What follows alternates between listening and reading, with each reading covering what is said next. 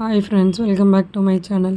இன்றைக்கி நம்ம என்ன வீடியோ பார்க்க போகிறோன்னா, பொங்கல் அன்னைக்கு என்னோடய கடைசி வார வெற்றிலை தீப வழிபாடு தான் இது. காடோட கிஃப்ட்டை பாருங்கள், எப்படி அந்த முருகரோட அருள் எனக்கு கிடச்சிருக்கு பார்த்தீங்க. ஏன்னா என்றைக்கோ ஆரம்பித்து எப்போவோ முடிச்சிருக்கலாம். ஏதோ ஒரு செவ்வாய்க்கிழமையில் ஆரம்பித்து இன்னொரு செவ்வாய்க்கிழமையில் முடிச்சிருக்கலாம். ஆனால் இது அப்படி இல்லை. ஒரு நாள் கரெக்டாக அந்த நாளில் ஆரம்பித்தா இந்த நாளில் முடியும்னு என்னை ஆரம்பிக்க வச்சு ஒரு நல்ல நாளில் அதை முடித்து வைக்க முருகரோட அருள் எனக்கு நல்லாவே கிடச்சிருக்கு. நம்புறீங்கன்னா கண்டிப்பாக நீங்கள் எனக்கு சப்போர்ட் பண்ணுங்கள். நானே கொஞ்சம் முன்னாடியே பூ வாங்கி அதை ப்ரிப்பேர் பண்ணி ஃப்ரிட்ஜில் வச்சுருந்தேன் ஒரு வாரத்துக்கு முன்னாடியே. அது ஒன்றுமே ஆகலை. அதுக்கப்புறம் கொஞ்சமாக கட்டி அதை முருகர் ஃபோட்டோவுக்கு நான் போட்டுட்டேன். வீடியோ பார்க்குற எல்லாருக்குமே ஹாப்பி பொங்கலுங்க.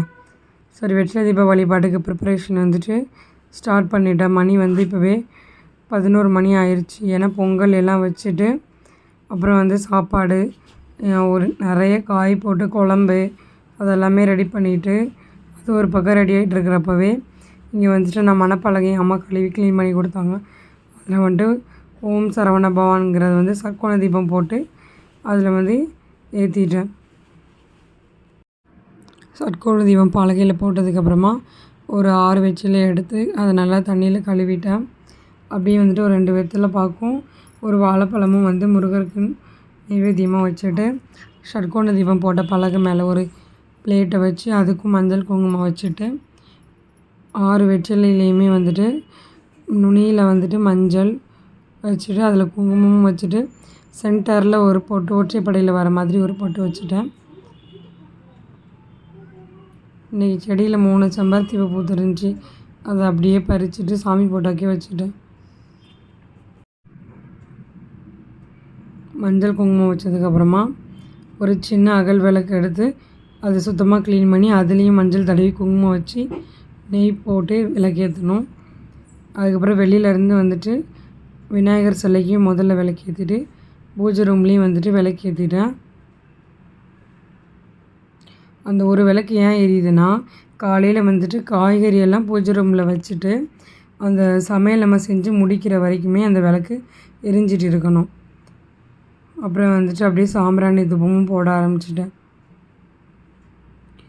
நிலைவாசலுக்கு மேலே துளசி செடி, விநாயகர் சிலை, அப்புறம் கதவுல ஒட்டி இருக்க ஃபோட்டோ, மகாலட்சுமி ஃபோட்டோ, அப்போ பூஜை ரூம் எல்லாத்துக்குமே சாம்பிராணி போட்டுட்டேன்.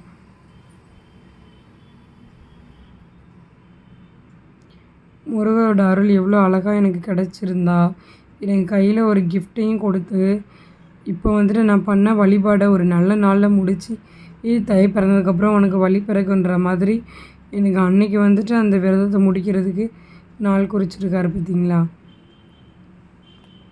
இதே நம்பிக்கையோடு நீங்களும் ட்ரை பண்ணுங்கள். கண்டிப்பாக எல்லாமே நல்லதாகவே நடக்கும். சாம்பிராணி தூபம் போட்டுட்டு அப்புறம் ஊதுபத்தியும் காட்டிட்டு கந்த சஷ்டி கவசமும் அப்புறம் வேல்மாறலும் பாராயணம் பண்ணிவிட்டு கடைசியாக தீபாராதனை மட்டும் காட்டிட்டேன். வெளியில் வானத்தை பார்த்து அப்புறம் விநாயகர் சிலை, துளசி செடி, பூஜை ரூமில் எல்லா இடத்துலையுமே தீபாரதி காட்டிட்டு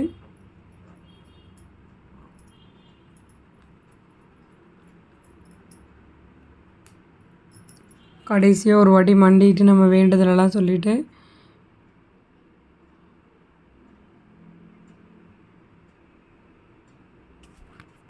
எவ்வளோ வேண்டணுமோ அவ்வளோ வேண்டிக்கோங்க. கண்டிப்பாக நடக்கும்.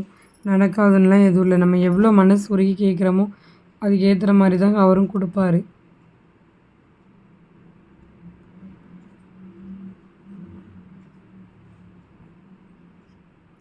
இன்னையோட கடைசி வர வெற்றிலை தீப வழிபாடு நல்லபடியாகவே முடிஞ்சது.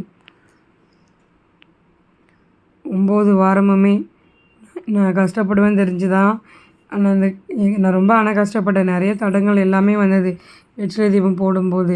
எப்படி பசங்களை வச்சுட்டு போட போகிறேன், அது நியூ பார்ன் பேபியை வச்சுட்டு ஆரம்பிச்சிட்டுமே எப்படி முடிக்க போகிறோன்னு தெரியல அப்படின்னு யோசிச்சுட்டே இருக்கும்போது கரெக்டாக எங்கள் அம்மாவும் கூட இருந்தாங்க. ஊருக்கு போகிற சுச்சுவேஷன் ஆனால் அவங்க போகல. பொங்கல்லாம் முடிச்சதுக்கப்புறம் போய்க்கலாம் அப்படின்ட்டாங்க.